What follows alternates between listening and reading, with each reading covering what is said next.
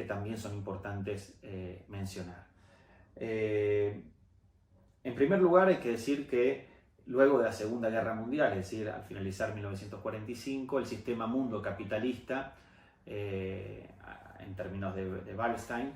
ingresa en una fase de expansión, de crecimiento que se va a extender hasta 1973. 1973 tiene lugar lo que se denomina como la crisis del petróleo, es un gran crack a nivel internacional, gran crack económico que sume a los países, especialmente a los países emergentes o denominados emergentes, en una grave crisis. En este contexto, ¿no?, entre el 45 y el 73, el proceso de inversión de capitales ocupa un lugar central, un lugar destacado, ¿no?, que va a dinamizar el crecimiento material de las sociedades, sobre todo occidentales. Y van a ser precisamente los capitales de origen norteamericano los que van a encabezar ese proceso, ¿no? En primer lugar, destinándolos a la reconstrucción de Europa Occidental, el conocido y por estos días renombrado Plan Marshall, ¿sí?, que es un plan económico para la reconstrucción de Europa en el contexto de una economía de posguerra, y que también va a derramar en las economías latinoamericanas, ¿no?, como una estrategia de contención fundamentalmente de la expansión del que era el otro gran actor político que emergió del fin de la Segunda Guerra Mundial, que era la Unión de las Repúblicas Socialistas Soviéticas, es decir, una vía de financiación de capitales norteamericanos en Latinoamérica como estrategia o como factor para detener el avance de otras fuentes de financiamiento que podrían venir o que vendrían, de hecho, del otro gran actor político que de hecho que enfrenta al modelo norteamericano, que es el socialismo soviético o el comunismo soviético, ¿sí? Aquí hay toda una cuestión que se introduce a través de un concepto que es el concepto organizador, si quieren, de todo este periodo, que es el concepto de desarrollo. Si mal no recuerdan, hacia fines del siglo XIX y principio del siglo XX, el concepto bisagra, el concepto articulador que va a motorizar el despegue y la organización del sistema educativo argentino es el concepto de progreso, un concepto de raigambre liberal, un concepto que se inscribe dentro de una tradición del pensamiento positivista, de bases científicas, etc. En los 20 y en los 30, el gran concepto articulador que va a estar planteando una revisión de esa idea liberal de progreso es el concepto de reforma, ¿sí? Las reformas sociales, las reformas educativas, las reformas universitarias, ¿no? Es una suerte de revisión de ese concepto anclado en la tradición liberal que pareciera no haber dado cuenta o no haber generado la satisfacción material, cultural, simbólica que proponía y que prometía, las dos cosas. Y en el contexto del peronismo, ¿no?,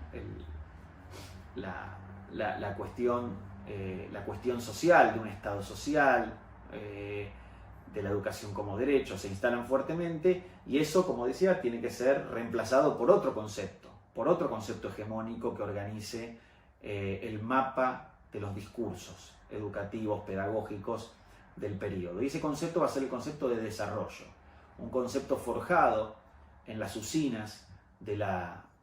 CEPAL, ¿no? La CEPAL es el Consejo Económico para América Latina, existe hasta la actualidad, pero que se crea en ese contexto como un organismo dependiente, un organismo creado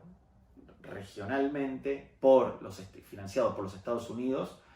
para proponer, promover, desarrollar, ¿no?, estrategias de desarrollo, valga la redundancia, de las economías emergentes o de las economías del tercer mundo, ¿sí? Organismos que tenían cierta autonomía, se puede decir, para proponer esas estrategias, cierto margen para plantear una suerte de reconocimiento de la especificidad de la economía latinoamericana que no necesariamente tenía que emular a las de otras regiones, pero que se financiaba con los recursos de los Estados Unidos, ¿no? Esa cuestión, esta idea, este concepto más que esta cuestión, el concepto de desarrollo, tiene en su sustrato, en el sustrato de su tesis, una determinante económica. Es decir, cuando se habla de desarrollo desde el pensamiento de los 60, del pensamiento cepalino de los 60, la apelación, ¿sí?, proviene del campo o del conjunto de los saberes del mundo de la economía, de la disciplina de la economía, ¿sí? Es decir, el desarrollo es un desarrollo sobre todo y fundamentalmente económico, ¿sí? Para poder plantear esto, bueno, hay dos hipótesis, ¿no?, que permiten concebir esta nueva etapa en este contexto global, ¿no?, que permiten, decía, garantizar un cierto derrame de recursos. Claro, finalizó la guerra, los aliados se repartieron Europa, ¿sí?, también sus riquezas, ¿sí?, y ese excedente de dinero que antes se ocupaba en el financiamiento de la guerra, ahora queda disponible para ser utilizado en otros asuntos. Estamos también hablando de una posguerra, ¿sí?, que rápidamente viró hacia lo que se denominó una guerra fría, es decir, a una competencia abierta, ¿sí?, entre los Estados Unidos y la Unión Soviética, y parte de esos recursos también tienen que entenderse en términos geopolíticos como una inversión, como una guerra por otros medios, ¿no?, la continuación de la guerra por otros medios. Ahora están entre estos dos grandes bloques. Entonces, una hipótesis es que hay una coexistencia pacífica de los grandes bloques. Hipótesis, hay lo que se llama una guerra fría, la guerra de los espías, etcétera, etcétera, que le permitiría a los países subdesarrollados acceder a capital extranjero, ¿no? Porque, como decía recién, ese capital no se iba a invertir en desarrollo militar. Por otro lado, detrás de esa concepción del desarrollo, de la concepción desarrollista, había una lectura operando que trataba o que promovía una interpretación del mundo que no sea solamente leída en clave este-oeste, es decir, URSS versus Estados Unidos, sino también norte-sur. Y en esa relectura del mapa global, ¿sí?, lo que se podía distinguir no era un enfrentamiento entre dos modelos económicos, capitalismo y socialismo, sino un desarrollo desigual de las dos partes del mundo, ¿no? Es decir, digamos, si uno tomara el mundo y lo partiera, digamos, ¿no?, a la mitad, en términos eje sur-norte, lo que encuentra es que hay un tercio de la humanidad que vive en sociedades desarrolladas, Estados Unidos, Europa, y 2/3 de la humanidad que vive en condiciones de subdesarrollo, ¿no?, América Central, América Latina, África y una buena parte de Asia, ¿sí? Entonces, esa relectura del mundo, ya no en términos ideológicos su-este-oeste, sino norte-sur, lo que permite es pensar, ¿no?, en un mapa en clave de países desarrollados y subdesarrollados, y cómo tienen que estimularse o qué condiciones deberían generarse para que los subdesarrollados pasen a ser desarrollados. Cuando el desarrollismo entraba a leer las razones por las cuales, o las causas por las cuales los países subdesarrollados eran desarrollados, siempre atribuían las razones a causas internas, ¿no?, y por ende a causas internas. Es decir, un país subdesarrollado por condiciones que hacen a ese propio país, y por ende, decía, las posibilidades para que ese país pase de ser subdesarrollado a desarrollado deben provenir necesariamente de afuera, de la cooperación internacional, ¿no? En este sentido, y aterrizando ya en el campo, haciendo mejor dicho una primera referencia al campo político-pedagógico, el concepto desarrollista es portador de una novedad que va a fracturar los discursos pedagógicos de la época, ¿sí? Y lo va a hacer planteando una gran tesis, y esa gran tesis es que a partir de ahora, y según el desarrollismo, cualquier dinero que se gaste en educación tiene y debe ser pensado necesariamente como una inversión en la formación de recursos humanos que precisamente permitan, a través de esa inyección de dinero y de una formación orientada al desarrollo estratégico del Estado y de la sociedad, ¿no? Permitir precisamente que ese país pase de un Estado a otro, que pase de ser sub a desarrollado. Hay toda una lectura vinculada con esa concepción desarrollista que plantea que la producción primaria no alcanza para garantizar el progreso, vieja idea del liberalismo decimonónico, ¿no? La idea de que la Argentina es granero del mundo y que si concentra su economía en la exportación de bienes primarios, entonces naturalmente eso se derramará sobre el conjunto de la sociedad y permitirá su progreso, su bienestar. Eso queda absolutamente puesto en duda por esta concepción desarrollista.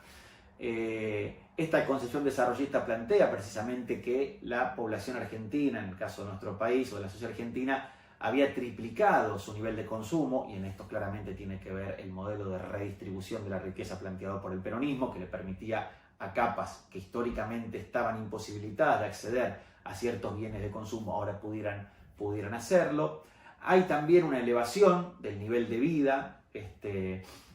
que se produce, una evolución del mercado interno, etcétera, ¿no? Que permiten explicar por qué también aquel viejo modelo de liberal no podía dar abasto. Hay también razones vinculadas con que el agro no progresaba de la misma manera por la falta de capitales, por la falta de insumos tecnológicos, que era indispensable para poder responder a las demandas de las exportaciones, es decir, la incorporación o la inyección de tecnologías en el agro, que según la mirada desarrollista seguían produciendo según viejas técnicas artesanales y que por lo tanto no explotaban,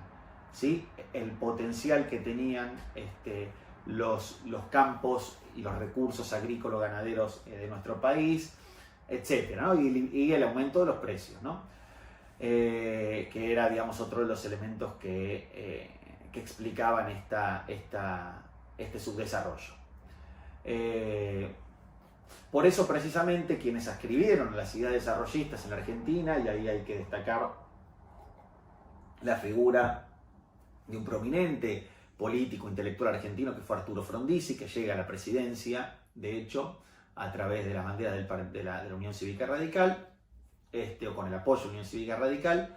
ven con buenos ojos, ¿no?, la posibilidad de aceptar el aporte de capital extranjero para inyectarlo en los sectores básicos de la economía y producir ese deseado desarrollo, ¿no? Claro, eso planteaba estrechar lazos con los países también considerados imperialistas, por parte sobre todo de los sectores progresistas, países imperialistas que también eran señalados por otros sectores de la sociedad, por otros sectores políticos, como los principales responsables del atraso. Y acá hay una gran cuestión que está en juego, ¿no? Es decir,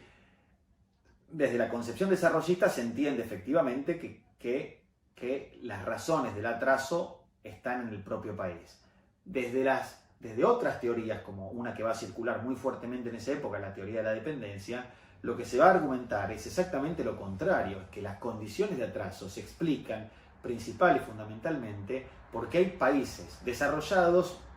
que imponen ciertas lógicas, ciertas leyes, ciertas reglas al comercio internacional para mantener esa condición de desarrollados, siempre a costa de que haya otros países que sean subdesarrollados, es decir, ¿no?, que produzcan los bienes primarios que ellos precisan, que los países desarrollados precisan, para poder devolverle a esos países tecnologías o bienes de consumo con desarrollo incorporado, con trabajo incorporado, ¿no?, estableciendo un vínculo desigual y combinado. Van a plantear las teorías de la dependencia. Pero bueno, lo cierto es que